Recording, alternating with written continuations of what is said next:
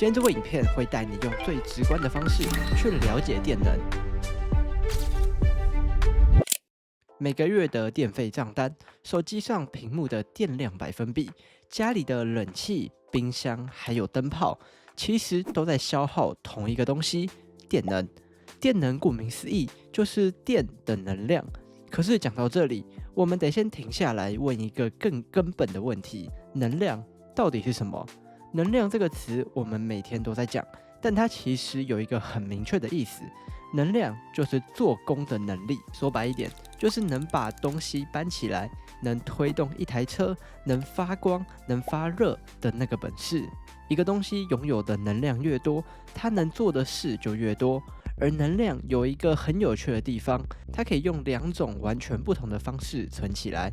第一種是存在位置裡，像是被你舉到高處的一桶水，它沒有在動，可是只要一放手，它就能往下衝去做事。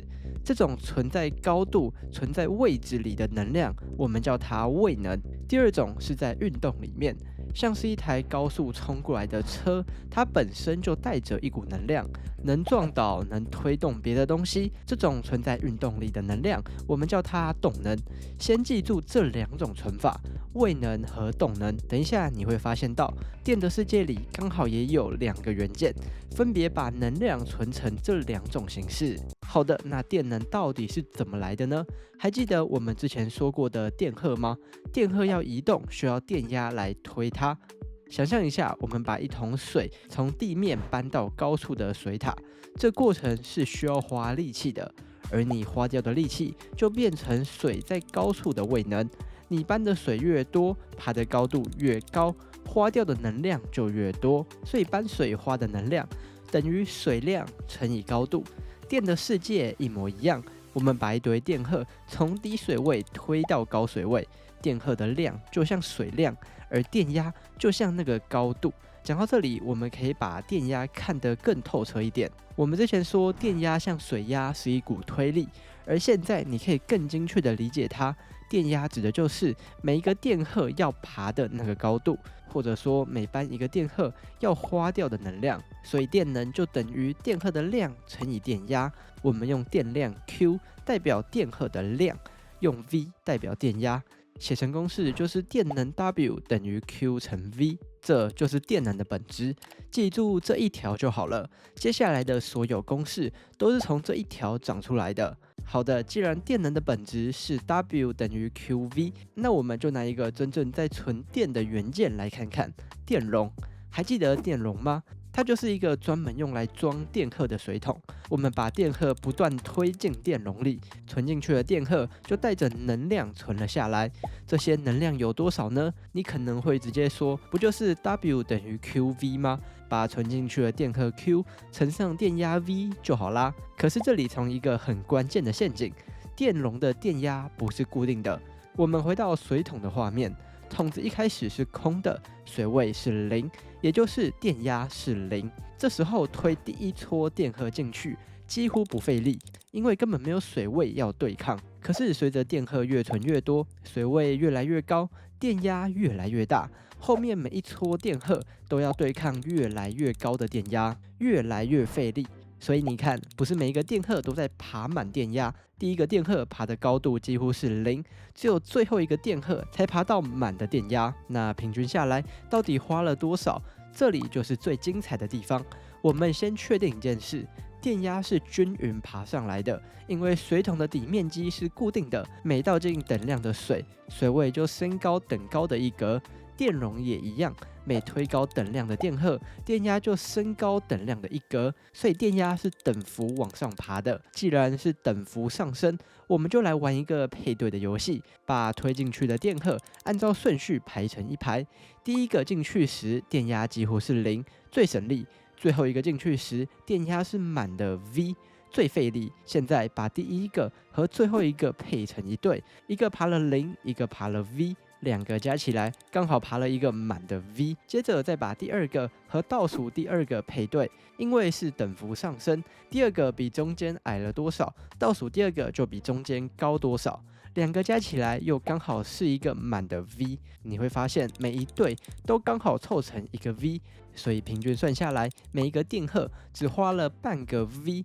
這就是為什麼電容存的能量不是 QV， 而是1/2的 QV， 它剛好是一半，而這一半不是我們隨便取平均取出來的，是因為電壓均勻上升，讓頭尾配對對消，每一對正好補成一個滿電壓，才逼出這個乾淨的一半。那 W 等於 QV 就變成了1/2 QV。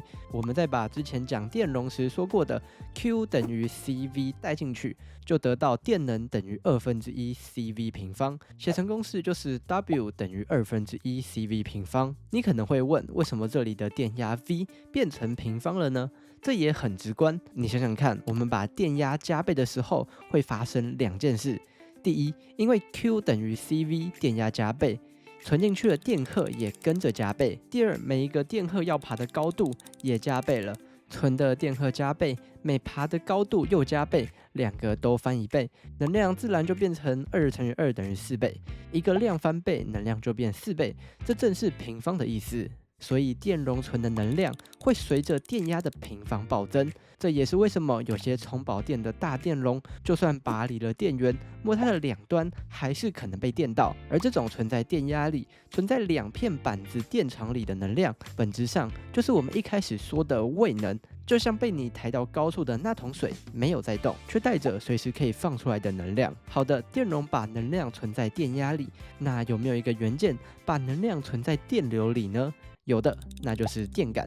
還記得電感嗎？我們說過，電感就像電流的慣性，它會反抗電流的變化。你想讓電流突然變大，它會抗拒；你想讓電流突然停下，它也會抗拒。就像一台很重的推車，要推動它得花力氣加速，一旦動起來，又很難馬上停。這股慣性的本身就是一種能量。還記得我們開頭說的兩種能量嗎？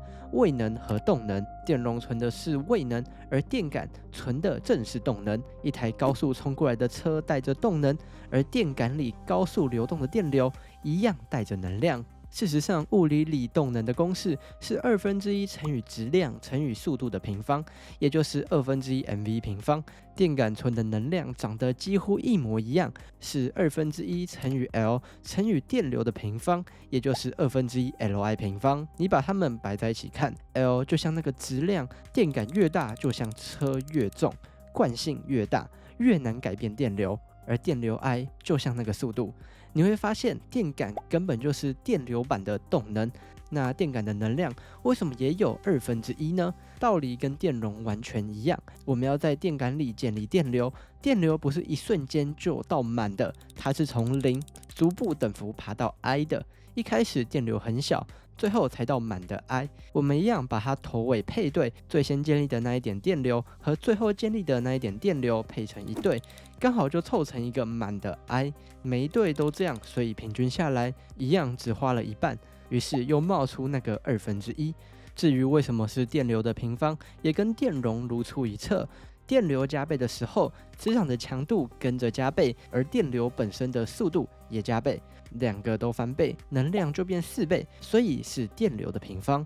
所以這種存在電流裡、存在磁場裡的能量，就是不折不扣的動能，像一台停不下來的重車，像一股停不下来的水流。好的，講到這裡，你有沒有發現一件很漂亮的事？電容把能量存成位能，藏在電場裡；電感把能量存成動能，藏在磁場裡。一個是靜，一個是動，就像一個鐘擺，盪到最高點的時候速度是0，全部是位能；盪到最低點的時候跑得最快，全部是動能。能量就在位能和動能之間來回轉換。如果我們把一個充飽電的電容接上一個電感，會發生一件很有意思的事。一開始電容是滿的，能量全部是位能，藏在電場裡。這時候電壓最高，但電流是0，就像是鐘擺被拉到最高點，位能最滿，速度是0。接着電容開始放電，它的電壓推着電流流過電感，電流越來越大，能量就從電容的電場逐漸進到電感的磁場。等到電容完全放光，電壓變成0的那一刻，電流剛好衝到最大，能量全部變成了動能，藏在磁場裡。這就是像鐘擺盪到最低點，跑得最快。你可能會以為電容空了，故事就結束了。可是別忘了，電感是電流的慣性，它會撐着電流繼續流，不會讓它突然停下。所以電流不會停，它會繼續往前，反過來把電容從另一個方向充電，能量又從磁場導回了電場，直到電流終於停下。電容再次充飽，只是這次的正負極跟一開始相反。這就像鐘擺被盪到了另一邊的最高點，接着一切反過來再來一次，能量就這樣在電容和電感之間，在電場和磁場之間來回震盪，就像一個來回擺動的鐘擺。這個來回震盪，我們就叫它 LC 震盪。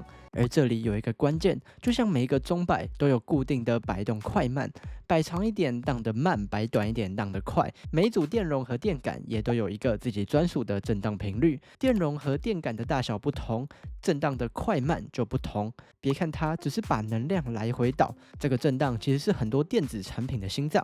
第一個應用就是選電台，您家的收音機之所以能從空氣中一大堆電台的訊號裡只挑出你要聽的那一台，靠的就是這個震盪。